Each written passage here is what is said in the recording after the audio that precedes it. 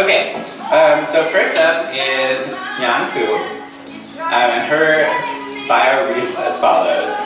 My name is Yan Pu, and I studied futures trading when I was in college. Futures is a financial contract obligating the buyer to purchase an asset or the seller to sell an asset at a predetermined future date and price. Although futures trading actually sounds like some witchcraft. And that's exactly my feeling for writing, to transform our mundane life into something interesting, and to use our past as a legacy to make a better future, just like witchcraft. So please join me in welcoming Yan Pu.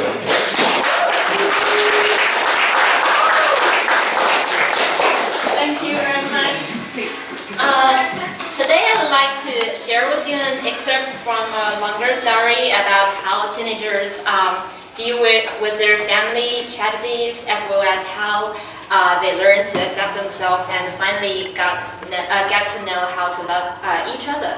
I chose this excerpt as at one hand because I think it has some coincidence with today's event, but also this is the only part I've written. Hope you will love it. So the name is A Dream Among Thousand Nightmares. So I will begin now. Now let's welcome Ren Chenfei to read her application for being a member of the Community Youth League. The secretary of the Youth League branch announced and stepped aside for me to stand in the middle of the platform. Dear Youth League branch, I began to read the thin stationery in my hands, hiding my face behind the paper. I volunteered to join the Community Youth League. The Community Youth League of China is an advanced organization of Chinese youth, the powerful assistant and reserve of the Chinese Communist Party, the school of the youth to study Marxism, Leninism, Mao Zedong thought and Deng Xiaoping theory, the revolution furnace to cultivate and temper for half youth. I had no idea what the hell I was talking about. It was merely another language to me. Lowered my hands a little, I could see September afternoon sunshine sifting through the curtains, cutting those lifting faces into broken petals. I was 16, willful and unruly, had a capricious mind like changing clouds. Anything but what the statement said. I wrote it only because the secretary told me I was the only one not yet in the league and kept a pass for me to join it. You see, he said, it doesn't change anything to become one of us. All you need to do is to submit the application and read it. I hate reading in public, I said. It's terrifying. Don't worry, nobody's listening, just going through the motions. Well, that was how I surrendered. The ultimate goal of the List Youth branch is to fulfill communist social system and the leadership of the Chinese Communist Party. I progressed 2 more lines. My classmates sitting motionless on their chairs with the empty, innocent smiles on their faces. I was so protruded in front of those silent faces, almost a lighthouse. Reminded me of the day the whole grade 10 came to the agriculture training. All the students were in that ugly yellow and black school uniforms, marching through the endless cornfield like a swarm of grasshoppers. Really grasshoppers. After we waded across the cornfield, not a single corn was left on the stalk. While others were relaxing and chatting, I was lying on the ground and smoking. The dark green corn stalks immersed me like rolling waves. Nobody noticed me. I couldn't find any similarity between the me in reality and the hard-working, disciplined me in application. The Youth League didn't want the real me. It was ridiculous to read something serious and pretend to know all of them. The absurdity became more severe when I found out the head teacher was peeking at us through the small window in the back door. He and I could never get along. In this drowsy serenity, the most horrible thing happened. I began to laugh. I just couldn't make it anymore. Have you ever heard about the serious laughter? When you're in a serious situation, the more you try to tell yourself, I will be doomed if I laugh, the more likely things go opposite. So there I was, laughing wildly and desperately, with all my classmates stunned in dead silence. I could see Yang, the boy I adored secretly, was staring at me in the same dumbness. I was fucked, I I thought. He would never fall in love with a crazy psycho, and loved even more uncontrollable. I cannot recall the rest, and I don't want to. I can't remember how long I laughed, but my lunatic laughter must last at least 10 minutes. I can't remember how I finished the reading and got off the platform. Every humiliating detail finally became a vague discomfort after such a long time. There's only one thing I can remember quite clearly: the look on the secretary's face. It just stood a few steps away, looking at me with panic eyes and that confused, polite smile. Even I began to pity him. Marvelously, I was somehow approved to be a member of the youth league. Sorry for them. Yang became my boyfriend after we graduated. I never thought he would fancy me. Unlike me, Yang was always the popular one and was able to blend into groups. Many times I envied him in secret because I always thought he must have a happier childhood. When I heard Yang said he didn't like himself, I was somehow surprised but understandable. I guess we love each other partly because we both know how easy to love everybody else except ourselves. Someday we talk about this laughing episode. He said, I was thinking this girl must be on drug or something. But that might also be the first time I registered in his mind. That's all.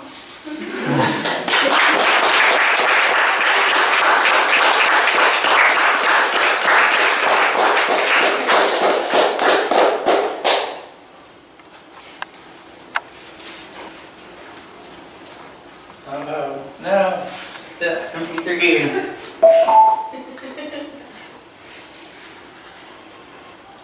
Hold on, technical difficulties. I'll edit that out. Well, I gotta do things so I don't like trick you all with the cord and like kill you. But then,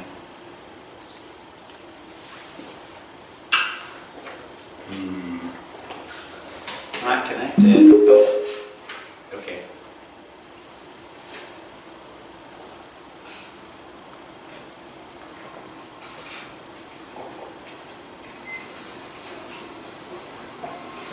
And I cut the song and everything, and I uncut the song.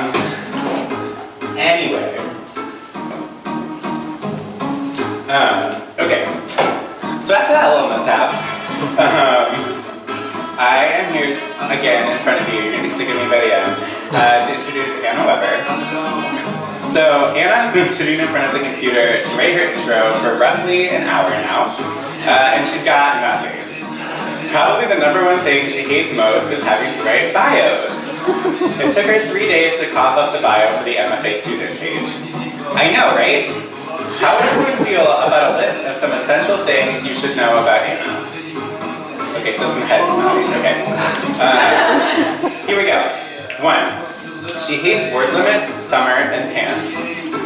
2, in high school, she was a 400-meter hurdler for the track team. In the open state qualifier meet her senior year, she took the lead, got to the last hurdle, caught it with her foot, tripped over it, tore open her knees, got up, won, iced her knees, and ran the third leg of the 4x1 relay about 15 minutes later. That's pretty good. This is a metaphor, but it also actually happened. 3, while she was in France last year, she spent a lot of time telling her Belgian friends that they needed to find her a husband so she could stay in Europe. When Val said he actually had a taker, Anna's first question was, does he like to read? Val yelled at her because you can't be picky, idiot. You don't give a shit if he likes to read or not. You just want to marry him for citizenship. And Anna said, but it would be nice to have some common interests too. So she is single in America and will now read you a thing about Belgium.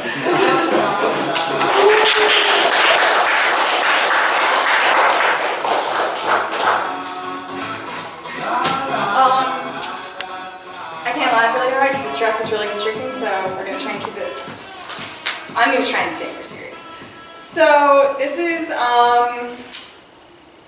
I try really hard to write about Belgium frequently, and it usually doesn't work out because Belgium is really bizarre as a country, which you wouldn't think. So this is one valiant attempt. Started out as a travel essay, and I tried to revise it to make it more literary. I don't know if it worked, but you'll tell me if it worked.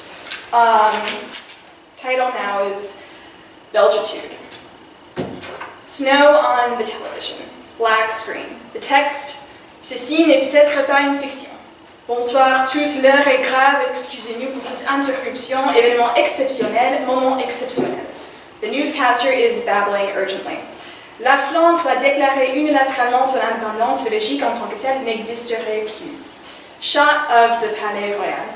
The king finds himself incapable of ruling, claims a reporter. The Flemish parliament has declared independence, effective immediately. The reporter is stuttering, sentence shattering, just like the country. Shots of the Flemish officials gathering with the king for secret meetings. Shot of the Belgian flag on the Palais de Justice, skidding down the pole as it's lowered. Shot of the royal family mounting a plane in the dark, heading out of the country for Kinshasa is later revealed. Shot of the Flemish parliament mobbed by the citizens brandishing the Flemish flag and singing some kind of national anthem. La Belgique a cessé d'exister, repeats the second reporter. He mentions that the Flemish government has already voted on a constitution developed in secret. He utters the words l'ancienne Belgique. There's a half hour of this before the thin red band reading Ceci est une fiction parades across the bottom of the screen. Another hour of fake reports on Flanders, fake separating from Wallonia. A debate between leading political figures on the possibility of a situation and its real-life consequences, on the potential veracity of what you just witnessed. Flanders has threatened to separate from Wallonia many times over decades, has an entire political party whose explicit purpose is to develop a separate country, but still. As a Belgian, sitting on your couch at home, recovering from your initial panic, you think it's a pretty good joke.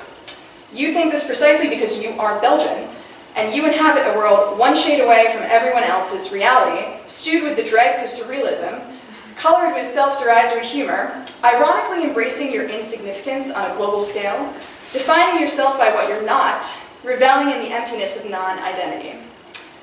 No matter how Flemish or Walloon you are, this Belgitude is a critical part of who you are, or aren't, depending on how you look at it. Belgitude is why every town in Belgium has its own personal festival, celebrated on the day of the city's patron saint, called the Kermesse if you're Flemish or Ducasse if you're not. Some are inebriated with folkloric ritual, highlighting two-story wooden giants who dance up and down the streets, or a brass band that has existed continuously for over a century, or frantic shopping cart races between themed teams. Some are just 20-euro music festivals devoted to smaller European acts and run by the locals for the sheer pleasure of hosting a big party. One of those festivals is Packrock. Packrock was my destination on a blustery April Saturday. These native Bruxellois wanted to check out a bunch of bands playing on the event's 2 stages, and she told me I should come. One last heavy dose of Belgium before I quit Europe the following week for the 4th time in 6 years. We packed some sandwiches, printed our tickets, checked the train schedule, and hopped a commuter rail from Brussels headed for Pont-Essel. Where's Pont-Essel? That's a great question. It's not on here, he said, finger skimming the dirty plexiglass covering the paper timetable. What's not on here? Pont-Essel, there's no train to Pont-Essel in the next hour. What? I leaned over Liz's shoulder. We were standing on an empty platform at La Louvière Sud, where we were told to make a change in order to catch the train to Pont-Essel. A few people huddled under the awning of the train station, squinting at the trickle of cold rain from under their hoods. She was right. Let's go in and ask. We crossed the tracks to the one-room station and made our way to the booth. The teller was on the phone, staring blankly at the ceiling and rocking his chair back and forth as he talked. When he saw us, he heaved a long sigh, said goodbye to the person on the other line, and dropped the phone in its cradle, leaning on his elbows to peer at us through the scratched window in his enormous glasses. May I help you? When is the next train to Pont-Essel? Liz asked, leaning towards the grate. To Pont-Essel! He stared at us, stared at the big clock behind us, stared at the electronic board indicating departures, stared at us again. Pont-Essel, Abbott. Mademoiselle, that train left maybe 2 minutes ago? Excuse me, what are you talking about? We were told to change at La Louvière Sud for a train to Pont-Essel. Oh, no. You were supposed to change at La Louvière Centre. There's only 5 minutes to catch the train to Pont-Essel, meaning if you change at La Louvière Sud, you miss it. Excuse me, Liz repeated. We were told explicitly at the Gare du Midi that we had to change at Sud. Were we not? She whipped her head to face me. I nodded rapidly. Absolutely not. There's no possibility you would have made the train. Liz inhaled sharply, audibly. Okay, well, great. When is the next one? The next one? The next one's not for another 2 hours. 2 hours! It was already 2:30 p.m. We'd missed half the bands we wanted to see. I watched anger rise red in Lisa's cheeks. Monsieur, est-ce que c'est une blague? She exploded. He straightened suddenly, glared at us down the bridge of his nose. Est-ce que j'ai l'air de blaguer, mademoiselle? Typique SNCB, Liz muttered, littering curses as she stormed away from the booth. Marching outside to check the bus schedule, I ran to catch up. We scanned the list of stops, didn't recognize a single one. A yellow and red tech bus pulled up, let off 2 passengers, pulled away. There was nobody else in the half-empty parking lot. We stared at each other for what felt like hours. Now what? Maybe, I said abruptly, we should take a taxi. What taxi? Do you seriously think we'll find a taxi out here? I pointed. A black cab was pulling up to the curb, dropping off a passenger. Babbling at the same time, we managed to explain our situation. He shook his head slowly at the mention of Pont-à-Seine. Never heard of it. Our faces must have fallen hard. He immediately reached for his GPS and typed in the name. Here it is. It would be about 30 euros to get there. Would you want to go for that? Did we have another choice? In we piled. Our driver was up for the adventure, sympathizing with our gripes about the SNCB, laughing when Lise imitated the teller's cold insistence that he wasn't joking. We got off the highway and found ourselves on the 1.5 lane country roads and their scenery that define driving in the Hainaut region.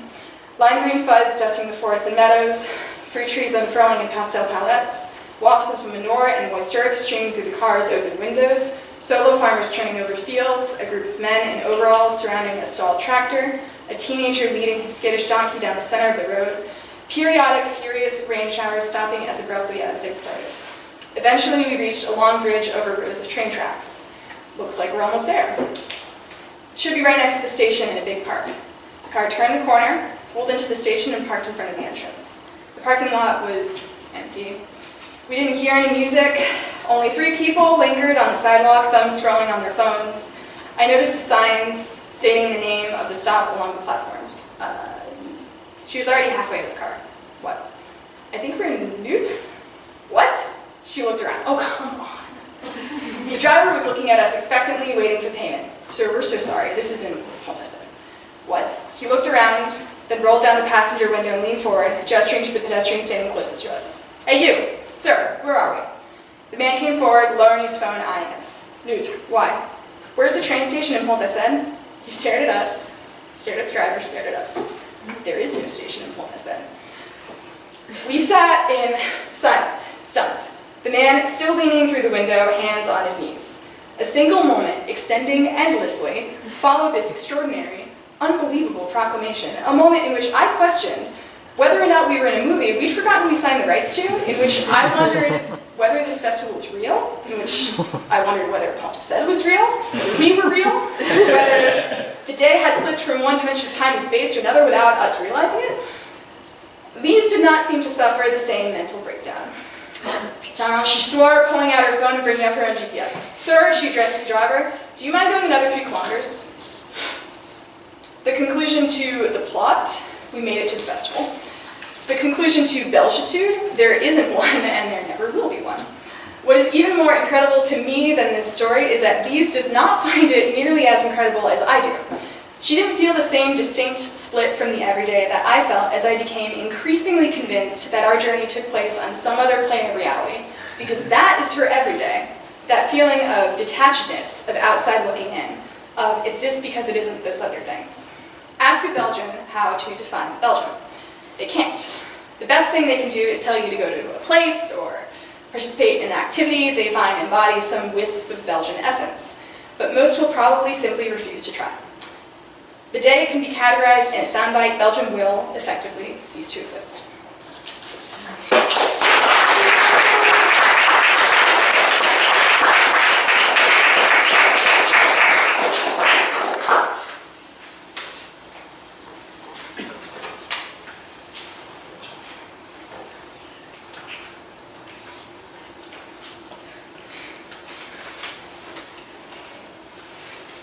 Gotta wait for the music. I can't stop with that. Okay.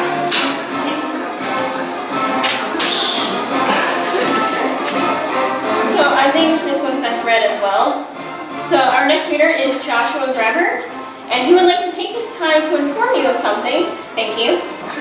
There are only 2 reasons he is a writer at all. The first is that he failed at medieval-style minstrelling after that restraining order from former Australian Prime Minister Tony Abbott. This is apparently what happens when you follow a modern head of state around singing his life. Angela Merkel was open to the idea, but her Podniscozelli, I'm sorry if I pronounced that wrong, interfaced with avid security people and no-go.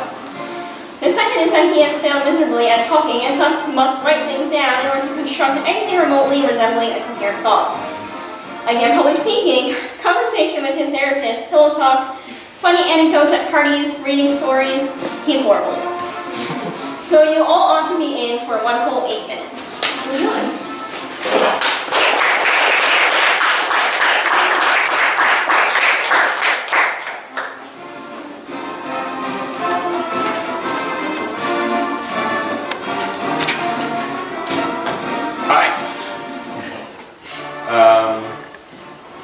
This is definitely not nonfiction, so just be aware of that.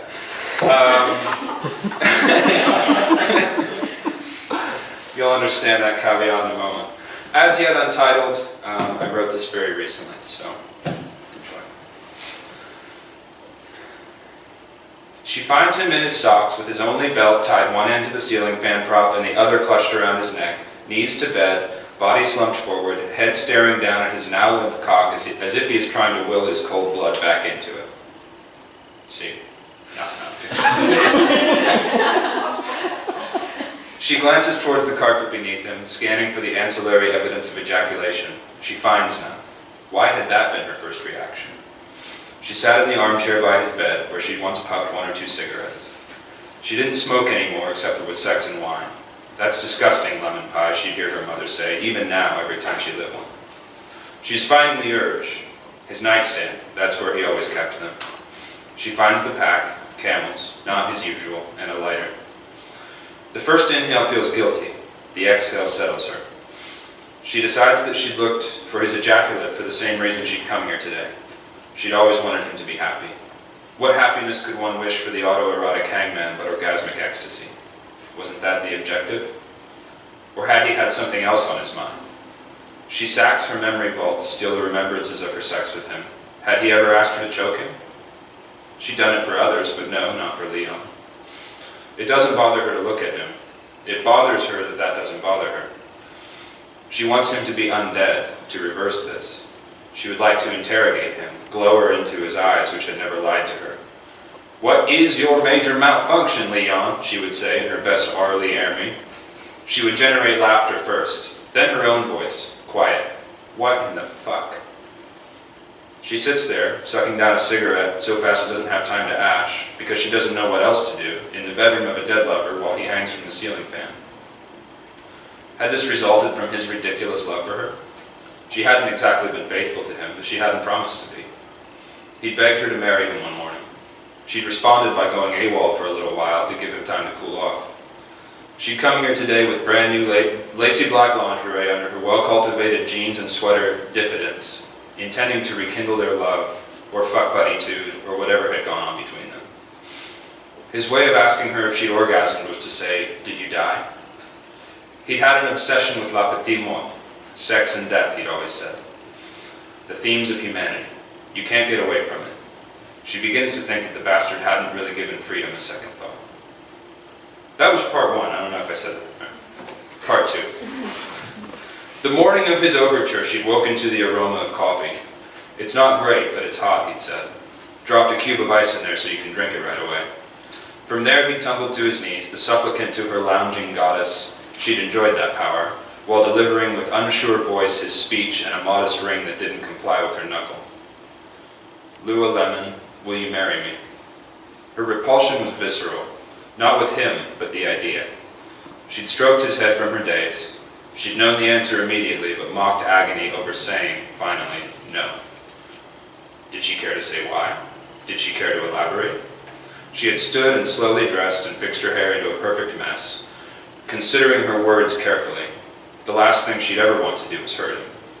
He was standing, watching her, asking her with his eyes to please fucking say something. She stood for the longest time before she said, "It's because you approach love like a deep-sea diver, and I come at it like an astronaut." 3. She had been pleased with that turn of phrase months before, but what she meant by it is only now coalescing in her mind.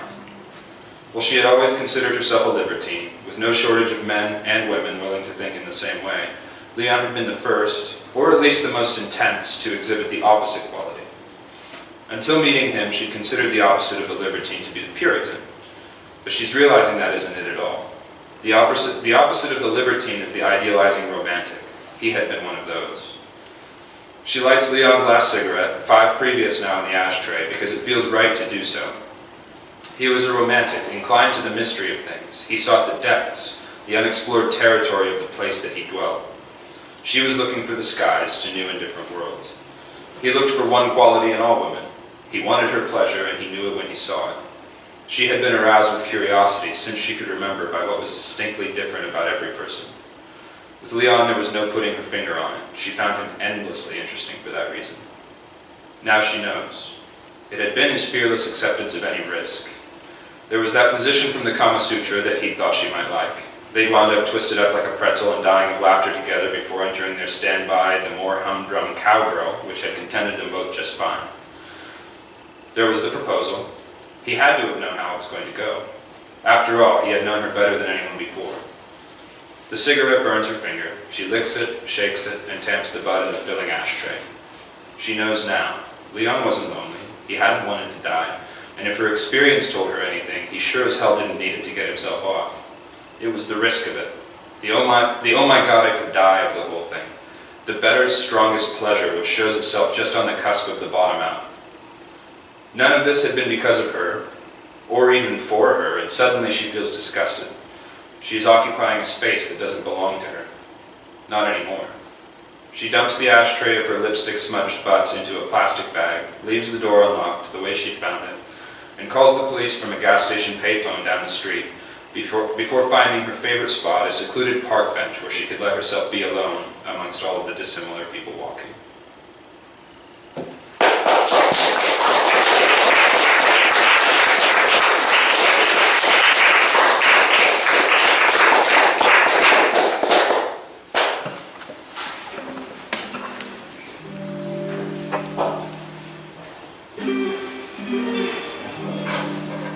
Okay, I have no idea what I'm reading right now. Okay. I'm reading this one. Okay. So I have the opportunity to introduce our last reader. Hopefully this bio does not confuse you at all. I am Joshua Graber from Canton, Ohio. I love reading and spend most of my time reading, thinking, or you could call it daydreaming and writing. Ladies and gentlemen, John Kennedy.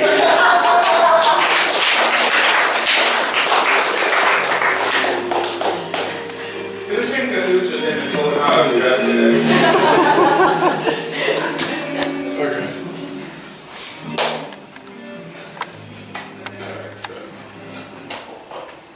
Alright, so I wrote a short story for today's reading, and I wrote that yesterday, so bear with me. Alright, so it's titled simply A New Year. So, it was as though the past held the key to their present intimacy. It seemed to exist in their hands waving down a boat, in the sentiments they carried to the town. And it existed in the possibilities of that place, amidst its familiar turbulence, keen to impart to her past on the island to her. They played dominoes at a picnic table in an open-air restaurant, and she watched as she wandered down a lit dock, peering over the edges of the strange fish and the chalet. She watched them, and then they were in a cab home. The town swept behind, and the sound of the news dwindled as the open windows let in the sibilant hiss of the jungle and the wind. She listened to her conversation with the taxi driver. She listened to it as though it signaled the intermissions of her life now. Nights without electricity, candles placed throughout the house, the Monopoly set in Spanish, boardwalk at Sao Paulo, Baleares and West End, people carrying the expectation of better weather in their faces, boatsmen and tourists, the varied conditions she would come to know. She listened for the inflections in its rise and fall, watching moths and animals intersect the car's path along the bumpy road. She looked forward to the morning, her own faith in the New Year's, its intangible promises with her, something of sunshine and of walking along the shore, watching her chase lagartijas and the needlefish in the shallows. This life for them, much less hollow and bitter than that before. The conversation drifted to potholes, the corrupt mayor, cars rolling off the mountain, the beachfront development, changing the island again, and Foster buying property. She broke their conversation to tell her that she needed to go to the bathroom. Do you think you can hold it? I don't think so. We'll be home in a few minutes. But I think I wet myself, she said. She turned around to look at her in the back seat. I thought you used the bathroom at the pizza place. I did. Is there a lot? The seat's really wet, and I think I got my feet wet too. ¿Puedes parar, por favor?" she said to the driver. "Que tuve un accidente, mi hija." "Bueno, voy a parar y luego seguimos," he said. She wondered if she was wrong, wondered if her dispositions were something she had let go off or had taken too far, and she felt that her desire for this excitement was somehow to blame, a pattern thing. That was not, but was a part of her sense of the fallow devices of her previous life. The driver turned on the lights at the midsection of the car, illuminating the old worn seats in the back, and her. He said that he would be able to clean it, but he did not seem happy.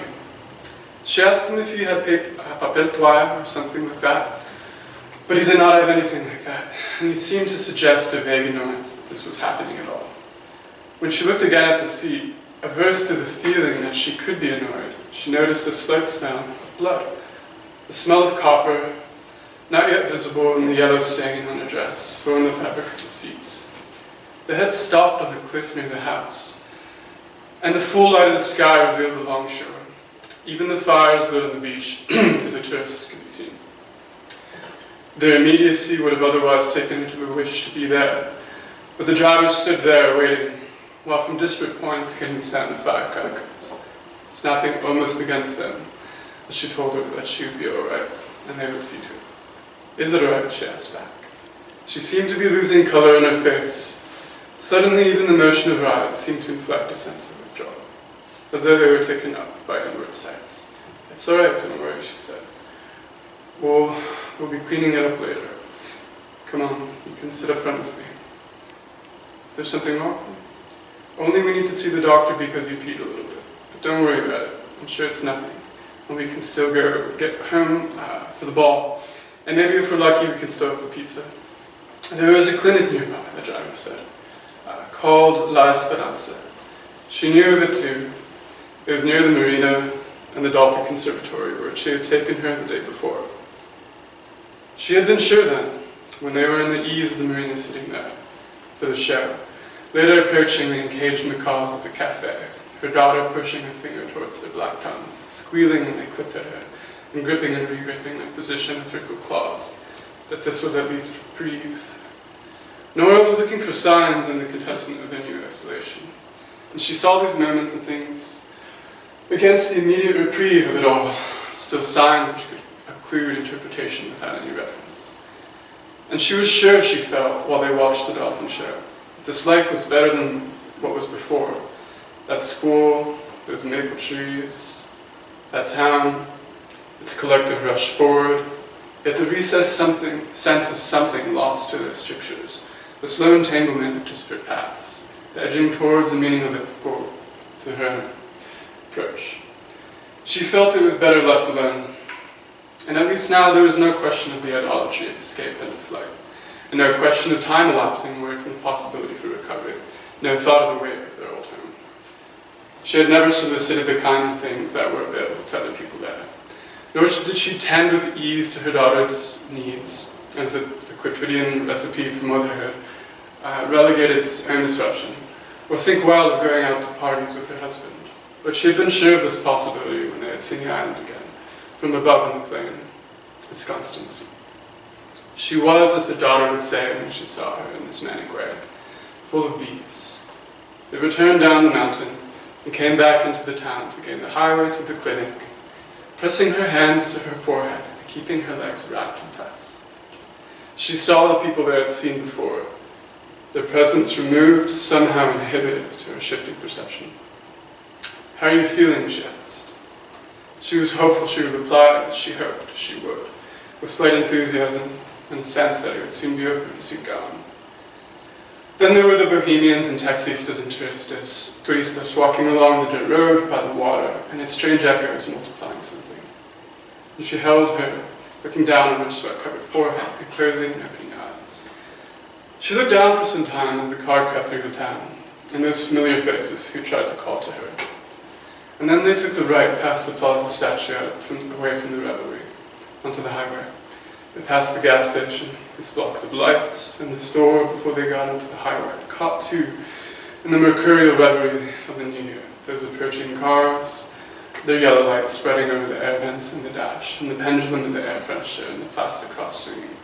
The folds of the towel draped over her reddening dress, casting her features in stone and memory.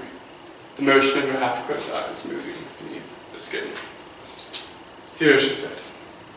She asked her to sit up to drink, and then collapsed again. She felt her nose, which was colder. She saw her skin, that it was pale, and felt on her lap that her breath was shorter and slower. She continued to check her phone for any correspondence that might bring some means to help her, hopeful that someone in the new year would have looked online and seen her desperate post. There was a number and a message from a friend in all caps lock, though she said that he was probably on the mainland, but that she should try the number in any case. When she called, she could hear reggaeton in the background and the surrounding crowd, but a voice still responded, a voice that told her that she had probably ingested some poison, he said, when she explained the condition of her daughter, the sequence of what had happened, and that he would take the first plane back in the morning. But that for now she should ask at the clinic for a shot of vitamin K to counteract whatever it was that she had eaten, as most accidental poisoning was the result of long-acting anticoagulants, typically brifadicum, which operated as a prolonged blood thinner and was somewhat rare to inject, he said. But that it was possible that on the island it could be present in fruit or fruit of some kind. Normally treatment stops the bleeding, he said. She asked if he was sure, and if this kind of bleeding reflected that, and she imagined the needle puncturing her skin, the IV dripping slowly into her forearm back in the house, with the sense that these indefinite objects had the power to remove her incertitude. If it was brifadicum, he said, then you could stop it with the vitamin K injection. Most clinics had it, and you would probably find it, he said, but to be sure to call back if there was any problem. He continued to say he would leave his phone on, and that he would leave the party shortly to be available to her. When she hung up, the tone of the job shifted again, away from what had seemed an improbable recourse to the promotion of an urge she fueled as she spoke with the driver about what the doctor had said. Nora felt that there should be no problem now in obtaining the vitamin injection he had mentioned. She said that to the driver. He nodded and said they were a minute now, very close, that it was good that she had gotten through and to not worry. And then they were on the town, and the hot air of the jungle changed to the coolness of the breeze from the ocean. Adjustments that claimed nothing, except that as people walked along the sidewalk, they screamed and sang and called to one another, almost as if to mock the possibility of silence, or rather exceeded. There was an emptiness and a fear she felt as the driver parked the car, sure of her sense of having stepped into the displacements of history, a reality contrary to the shape of her own, but not hers. It was the poverty of the town and the drunken revelry, the wooden shacks and the barbed wire fencing, the broken glass of the walled homes, the bars and the pharmacy windows, on the houses too. Do you remember the first time I brought you here? She asked as the driver went to see if they were open. She mumbled that she did not, but that she was sure it was something she could remember. We would walk along the beach at night. I would take you into town. We went to the Half Moon Bay to order burgers, and you were always falling asleep when you were young, and you always stopped to look at the guys. Your dad always had to lift you up because they took so long to make the food, and you had fallen asleep.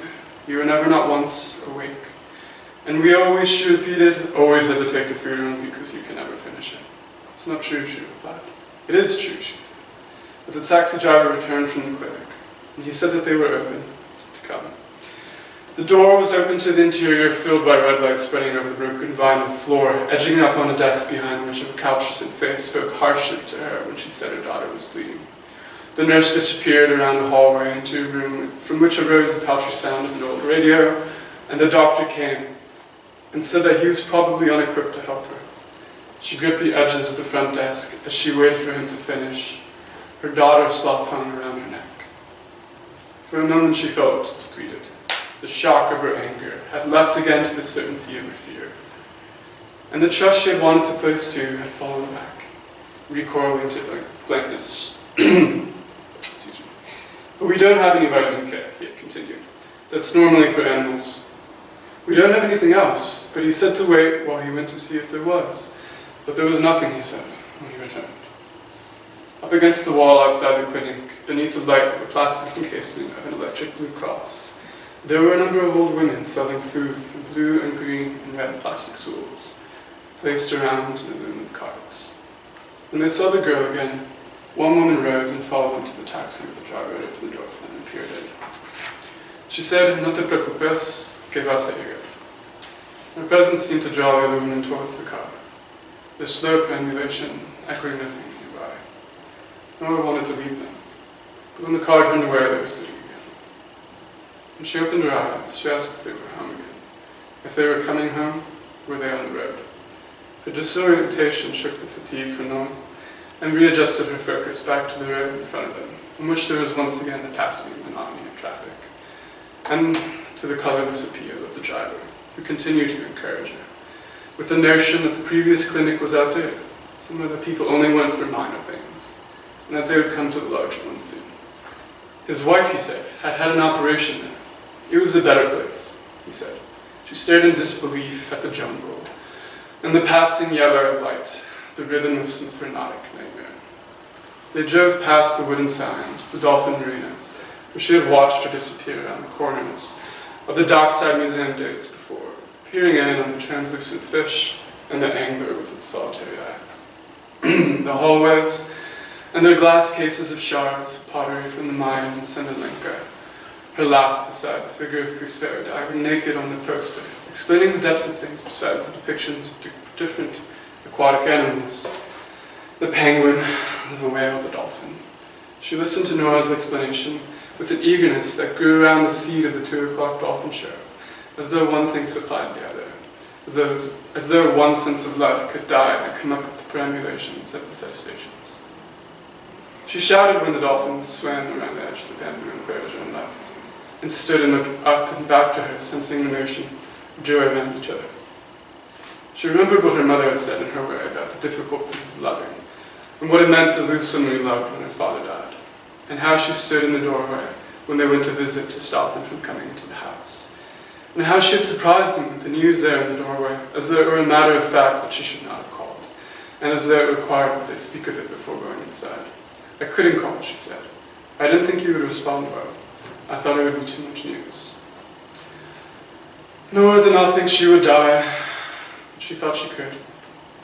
It was, she felt, what it meant to love. If not to love, then to fear loss held, and permanence settling outward. Part 2. The truck passes as they see the town. She wakes another time, the lights illuminating her face, her pale green eyes, her nose, features she sees of herself, almost minor inquisitions to the upended trajectory of the evening. "Are we near the hospital?" she asks. "We're almost there." When they see the yellow clinic by the advertisements, the diamonds at the international port, Nora carries her to the open door through the gaze of the crowd, some of whom speak quietly amongst themselves as she approaches the door. It is the sound of her breathing in the ocean she listens for, and the sound of voices inside the clinic as she gets closer to it. She listens to one voice by the desk, and then is standing there asking to see the doctor, because it is an emergency, because my daughter is sick, because she is bleeding. The nurse nods and turns away into the hallway, and now a doctor comes holding a clipboard and wearing glasses, nodding calmly to her to come into the room, to follow him. "She is lucky," he says.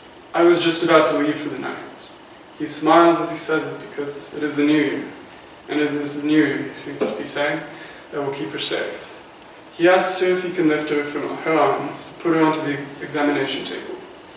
And she says that the doctor she spoke with said it might be poison, something a young child might have found.